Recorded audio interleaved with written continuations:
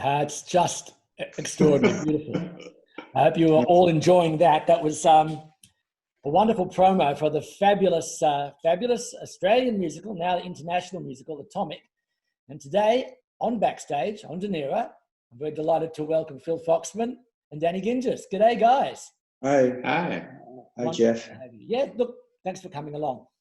That's just a promo to blow us away, but it instantly threw up names like New York, Chicago, Sydney from the beginning. We're going to hear all about the rise and rise of Atomic. But I suppose to get things started, gentlemen, I'm going to ask you both how you two met, because we've got two guys. We've got a writer and we've got a composer. And of course, Danny being the writer with an advertising background. Maybe you can tell me a bit more about that in a second. But we've also got Phil, of course, whose background is in pop music, composition for film, for TV, and of course, a community background as well, which would be well known to those of us in the Jewish community. I'll start with you, maybe, Danny, and you can give us a little bit of a look into where you started your career and how it went from advertising copy to rock music. I guess I got into advertising when I got into advertising late, actually. I got into advertising when I was about 30. And but I landed. I started in one not very good agency, but that got bought out by a very good agency called Saatchi and Saatchi, and I had some very good teachers on the way, and had a lot of fun. You know, it was a fun time to be in advertising in the 80s and 90s. And well, you work with a lot of musicians and that in advertising. So I didn't write music or anything, but I write words, and that helped. The words, and also it was some agencies they really kind of put you through the ringer, which was a good thing to learn, especially going to New York. There was some good lessons there. Indeed, because that is definitely on the journey. Meanwhile, of course, Philip, in the rock music world, in the pop music world, certainly bands like Supernaut, which are really household names to me growing up. You joined that band in what? Are we talking 80s? No, 76. I joined. We did a countdown, and I Like It Both Ways and Short to Touch. And then after that, I had a band in London called Illustrated Man. It was on MTV, and we toured the States and England with. And then I was living in New York and writing songs for TV shows and films. And I always was dabbling in musical theater. Studied theater and wrote a few small shows in New York. And then Danny approached me with a script. A mutual friend put us together, and we had a cup of coffee up in Bellevue Hill, Zabar's, I think it was, the old Zabar's. We talked about it, and I thought this was a great challenge, and I loved the story of Leo Szilard and the whole development of the atomic bomb. And then Danny gave me one of the songs to write to, which was a ballad, because he probably thought I was a rock guy and I couldn't write ballads. It was a love song. But he didn't know. Nice test, Danny. Good. Yes, it was. Yeah, I knew he could do rock, but could he do a love song? I can write ballads in my sleep. I love writing ballads, and that one was just a great song, and that's how we started working together. I suppose we should fill in the story just a little bit to bring our viewers up to speed here. We're talking Atomic, and in the words of your own, in your own words, the musical that blasts open the doors of the Manhattan Project. And as you said, the character Leo Szilard, probably an unknown name to many people who know the history of the atomic bomb and everything to do with it and the science side of it, but a very, very powerful story of one man's, what should we call it, the attempt to save the world and his own soul. In the midst of the scientific and ethical challenges of having created something that could be used for military, and of course ultimately was used for military purposes. How did you, Danny, come across that story? What brought that to you before you took it to Phil? I had been working on it for a while, but I came across this story probably in the early 90s. I was, as a child, I was terrified, probably like a lot of children my age, terrified of nuclear war. And I remember one time being homesick, and my parents had it was kind of like a home medical journal that I had looked through, and they had a whole chapter on how to build a bomb shelter and how to, survive nuclear war. And it had a big impact on me. I was kind of terrified. And then as an adult, I came across some story about the Manhattan Project, and I thought, oh, I've never heard that name, Manhattan Project. What is that? And then I found out more about it, and I kind of became annoyed at myself for how could something that terrified me as a child, I knew so little about it.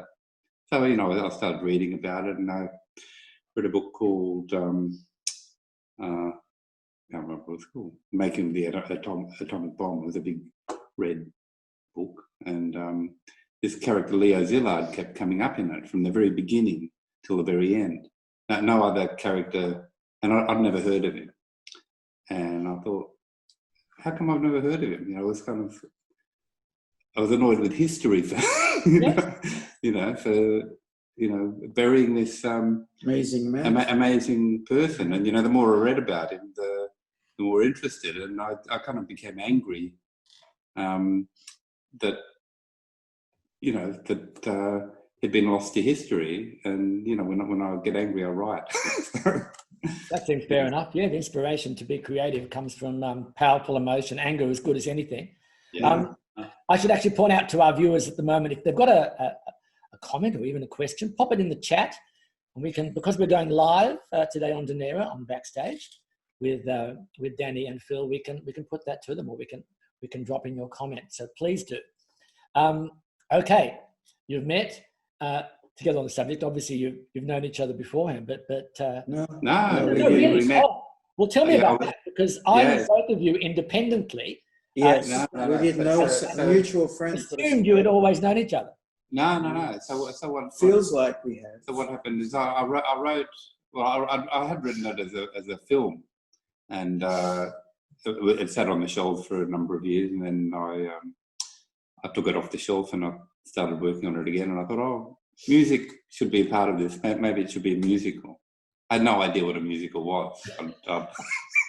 Advertising man, Phil. No, I thought not many people are writing music. Well, it can't be that hard.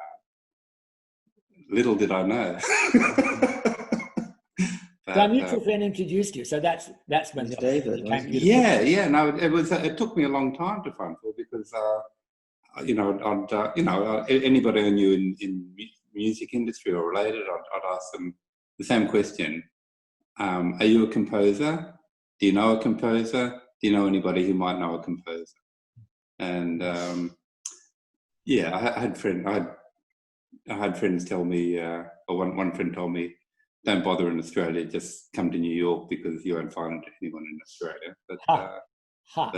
But eventually, I asked the question often enough, and eventually I got an answer. And it's David Fisher, wasn't it? Yeah, I saw him at a party. Okay, another mutual friend. So fantastic. Yes, David Fisher. So that's a great connection too. We'll have to get him on the program and talk sometime soon as well. Another multi-skilled artist in our community. Definitely. But you two met together, so you've put the book, we'll call it, in front of Phil, and Phil starts to work on it. I came across this in 2013, maybe even slightly earlier when we started workshop together. But when would you have started working on it together? How much earlier than that? We're beginning of 2013. No, it might have been 2012. I'm not sure. Yeah, no, because we did the workshop in 2000. Workshop at night. No, Damien. Yeah, 2012. 2012. That's right. 2012. But you pulled together quite a we spent workshop production.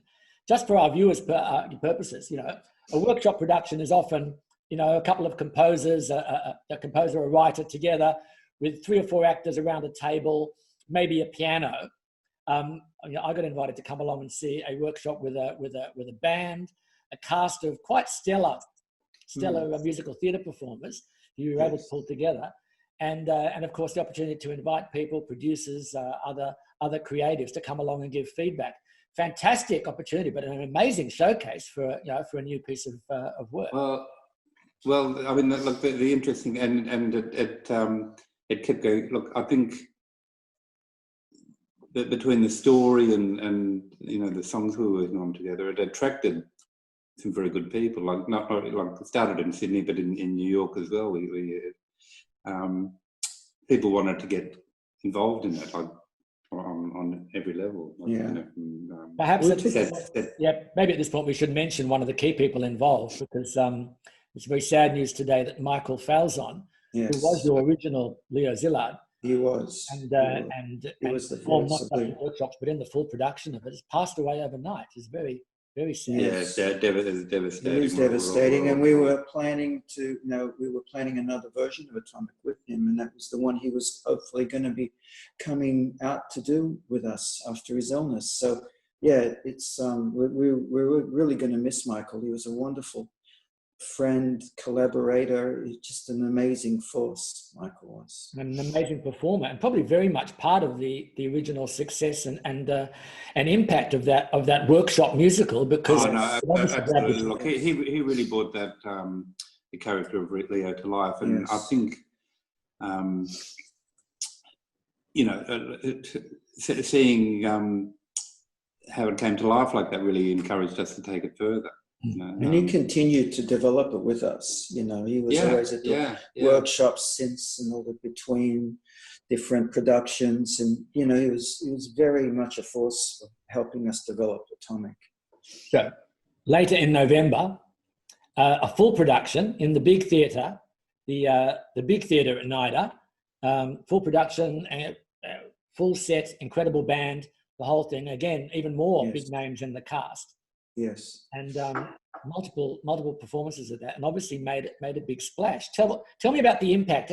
How did that go for you? What were you expecting, firstly, and how did it go for you guys? Because I know how it felt for the audience. It was a very expansive production. It was a lot for us. It was the first major one that we did, and there was a lot of ideas that we were experimenting with through that show.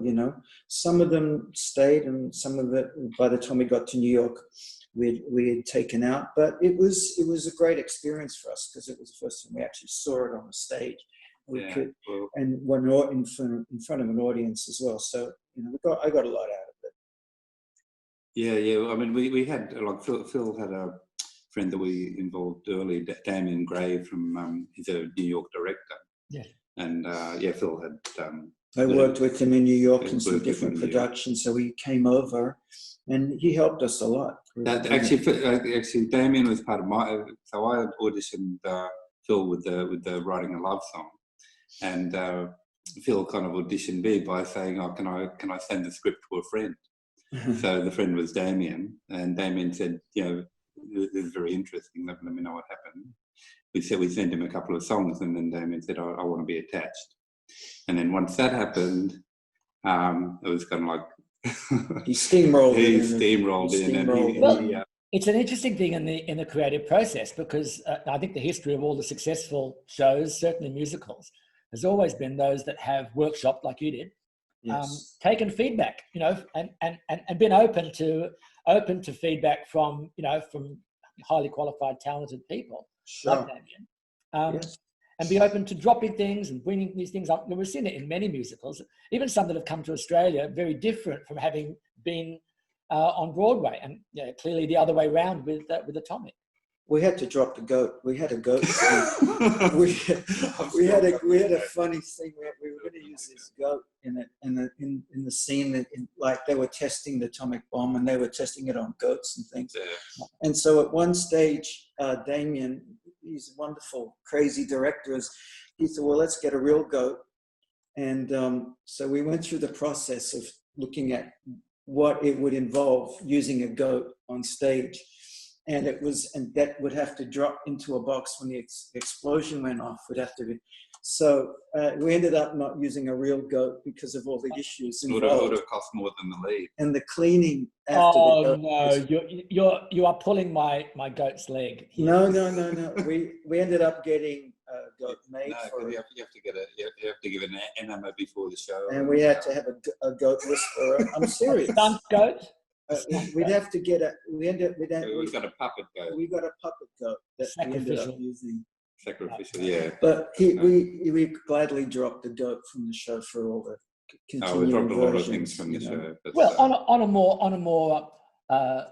more positive, I suppose, final note and more musical note, there's an interesting story attached to the clip we're going to go to in a second now, because there was a song which I think was an absolute hit of the show, but by the sound of it, Headlights wasn't popular with some, and you were thinking of dropping it, and then we're going to look at it in a second. But tell us the story of the song Headlights, because it's quite a showstopper. Well, Headlights was the song that was the love song that got Phil the gig. Yes. So that was his audition song. My audition. So I was quite, we're quite attached to the song. In I think in Sydney it was in the second act, and it didn't really. As a standalone song, I think it was pretty good. Finding a place for it was dramatically, of course, it can hold up the action. Was difficult. Yes. Of course. Yeah. So I think in the very first iteration when I wrote it was in the first act, and then it got moved to the second act and didn't really work there. And in the end, it got kicked around a lot. In New York, there was one voice in the room that said, "Oh, headlights, people, American women will see headlights as women's breasts. It's, you can't do something like that in this country." And, she was very much against it. And really, it's you see it today, like, somebody comes out with a thought, and it's a kind of a toxic thought, and it kind of destroys something that shouldn't be destroyed anyway. So the Headlights had its head on the chopping block, and Damien said, "Look, most people want to go.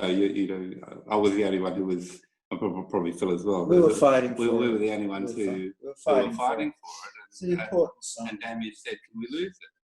And I said, "Look, if everybody's against it, then lose it. But I'm not happy about it. I'm very attached to it." Anyway, well, one of the women in New York, the stage manager, said, "Actually, I like this song, and maybe we can, keep it in a shorter version." And everybody kind of agreed on that compromise to keep it in a shorter version. And then the woman playing the lead said, "That's all very well, but I'm not going to sing a shorter version. I'm just going to sing the full version." What lead actress is going to have their? So she, so two women in favour, fought for it alongside us, and it's in, and it's a major point of her character as well. I think the show wouldn't get it up to us, Bill. Wouldn't have the dynamics and wouldn't have the power unless you have that song in it, because it really lifts her character up to show us how dedicated she is to him and how her belief in Leo. So it was an important song. And also, like, after New York, we did a kind of major rewrite after New York, and the character of Trudy, which hadn't really worked that well up till then. Now it's all working fantastically, but the song became the template of her character. So, it's a process. All shows develop over years, and things come and go, and Well, let's look at it then. Headlights. The character is Trudy, and the key point in the story.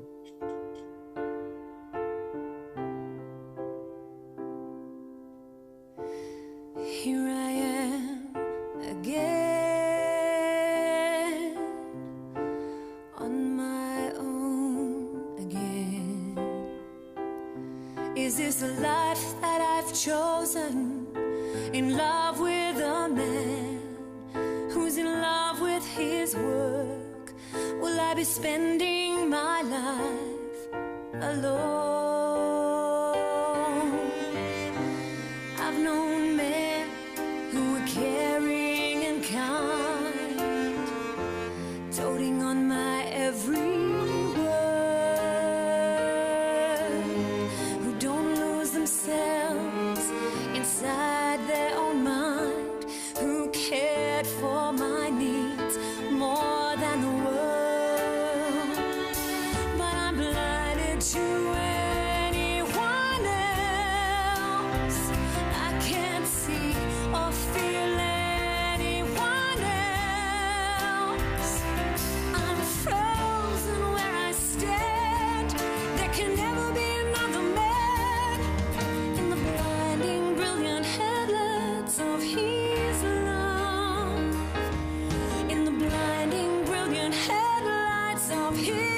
love. If he used that intellect for his own gain, he'd rule and live a life so free. What riches could deny that dazzling grace? He might find time to spend with me,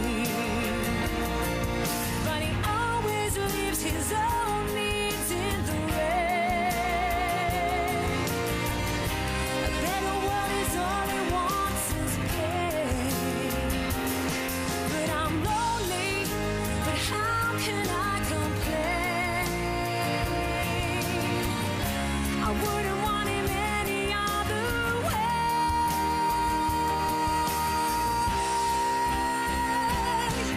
I'm blinded to anyone else.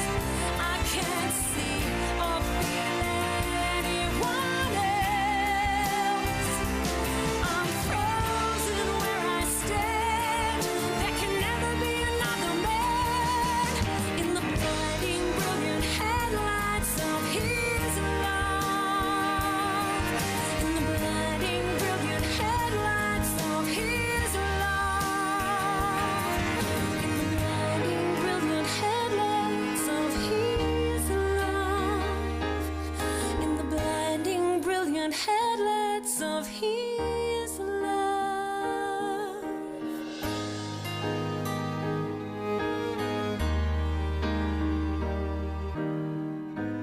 Here I am again, on my own again.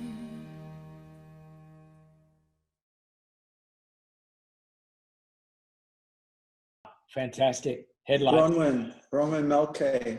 Beautiful singing. And some familiar faces, I think, on keyboards too. Your musical director. Andy Peterson. Andy, yeah. Oh, yeah, Andy Peterson. Australian has followed you over to New York, I think, for that. Yeah, and never came back. Yeah, he's there. And Oh. Michael Falzon. Yeah. Michael. Goodness, there he was. He was so, yeah. Anyway. And am I right that another one of our recent Backstage guests, Alexis Fishman, was Yes. Oh, yeah, She Alexis was in was the in New the New York York version. yeah. Yes. amazing while in New York.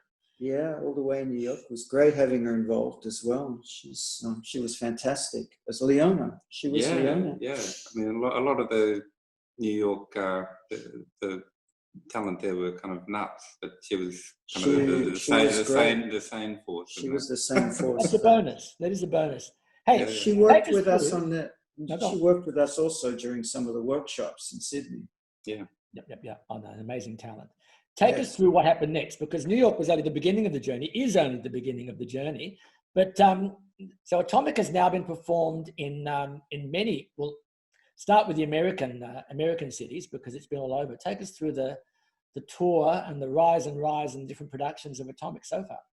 Yeah. So after New York, actually we got New York. New York was a very different show to the Sydney show. It was a complete rewrite after Sydney, and then and it was nuts. We'd need like a week to talk to you about New York, but it was. Well, New York is another world. It was nuts and nearly killed both of us. So, Why was that? If I can ask, it's an interesting question without taking through all the detail. But what was it about that The was stakes are very high in New York, and that's what it's all about for everyone and for everything. In Sydney, you know, the actors and everybody involved in the production were like family. You know, everybody was very grateful to be part of, you know, a show that they could have some say in it. That doesn't happen here very often.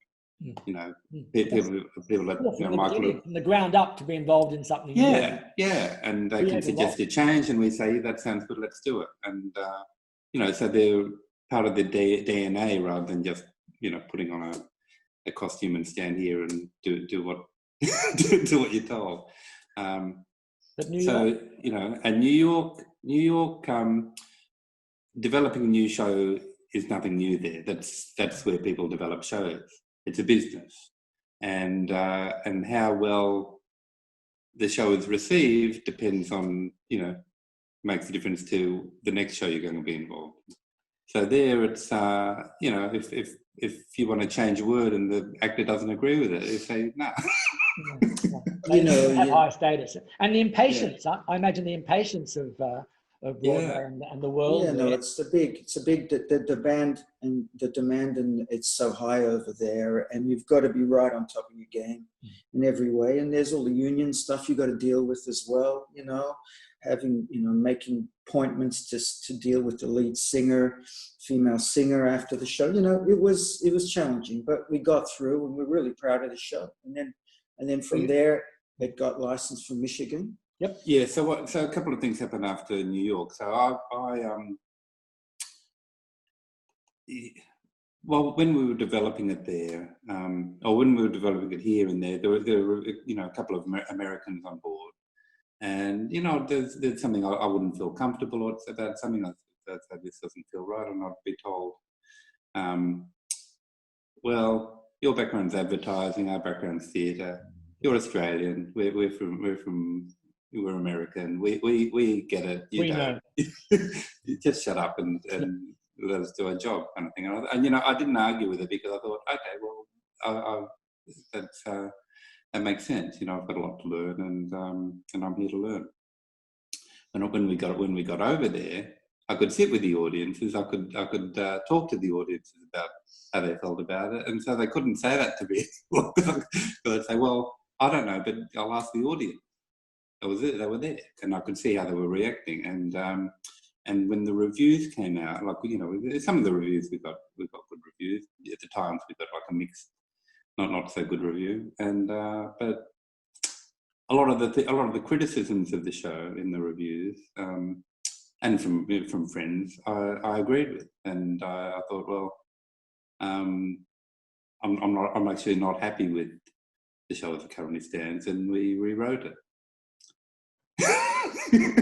And then we were in a situation where the theatre director from Michigan saw the show and wanted to license it. And we gave him the option of licensing the show that he saw in New York or licensing the new version. And he went for the new version. Right. Cool. And then Danny and I went to Michigan and in the middle of winter and froze our asses off working with them while they were helping us develop the next version of the show. And 5 weeks, 500-seat theatre, standing ovations every night.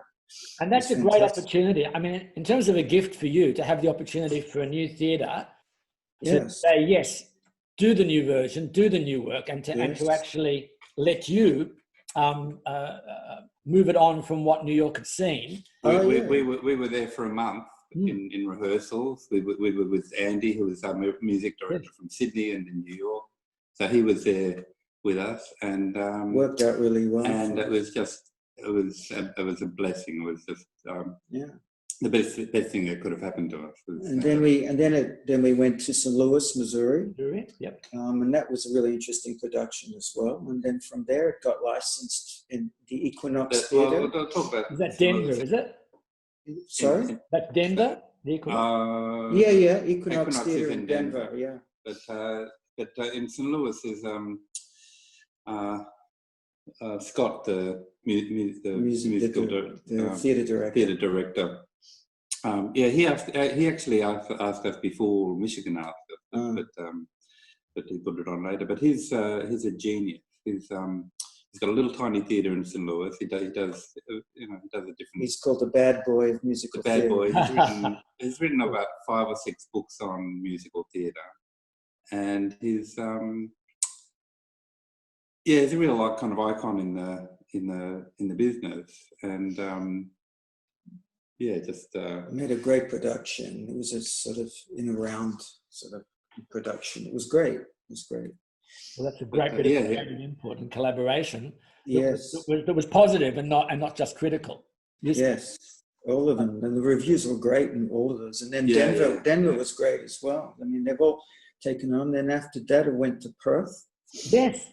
And the Perth show was fantastic. We loved it. We just great. A lot of them were just Whopper graduates and people coming in and out. And then the final one was recently in Adelaide during the festival. Just in the beginning of the COVID thing. And we would be in Germany last week on the 13th. It would have opened to a 1,000-seat theatre. Oh my word! As a German film at a theatre festival. Yeah, they sold out. 1,000 seats sold out. So this show was doing well, and since then we did the album. We did the album in New York, and the album's done really well. And so we're very proud of the development of the show all the way through. What do you think is next for Atomic? Obviously, we're in a weird time right now, where it's really weird. We understand that, especially for the music industry and music performers and any live performance. But what do you think, all things being equal, what would be next for Atomic? I don't know. Look, we're not kind of. I'm not producing anymore. It's just licensing at this stage. But you know, I think.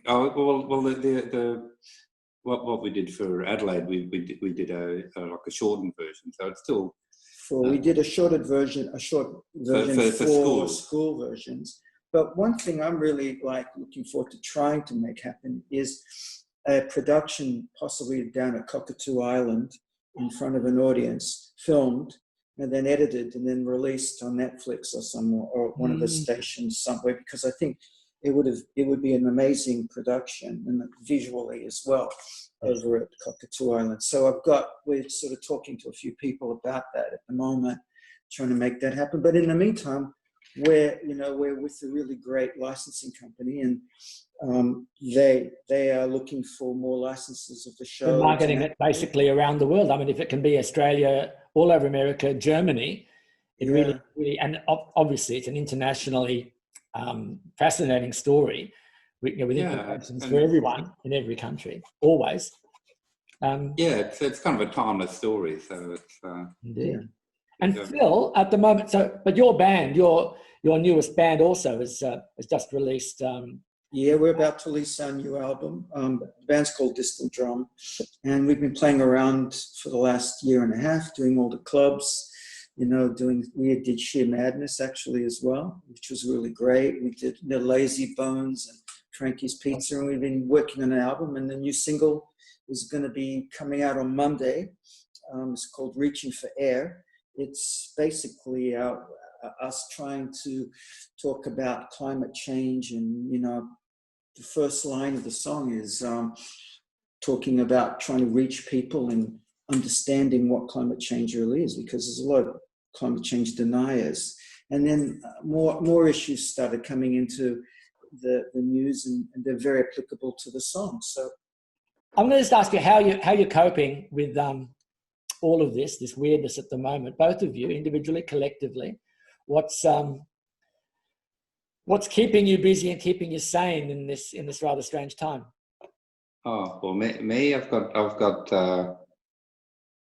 my daughter lives next door, so I've got 2 grandchildren next door now. So they're keeping me very busy. Swings and roundabouts there, Danny? That's right. Well, it's funny. Like my daughter was living in America for about 4 years or something. So and we never saw them. Now I see them every day, which is wonderful. And unfortunately, I've got kids in Melbourne that I haven't seen this year. Four grandsons in Melbourne I haven't seen, so we're planning to go down very shortly to see them.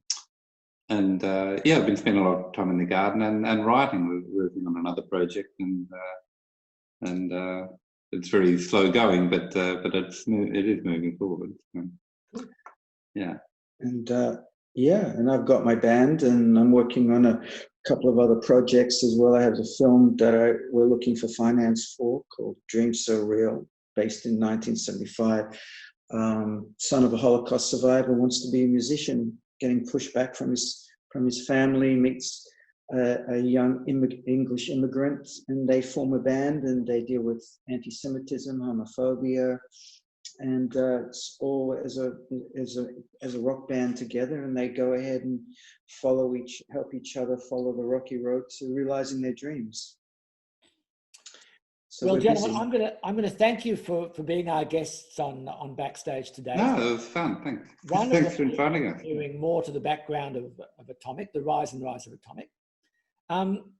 I think we'll close out with this rather impressive mixture of different performances of the same song from different productions of Atomic. This is Reaching for Air, isn't it?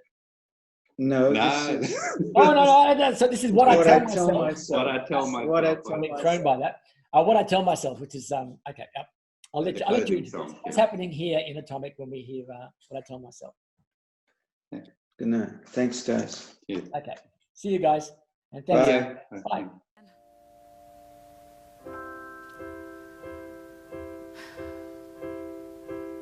When my boy was young, I told him, son, I'll keep your monsters on the run. He'd feel so safe and fall asleep in my arms. And as I tucked his sheets in tight, I kissed his head and prayed I'd find ways to keep my baby safe from harm. Now I turn around.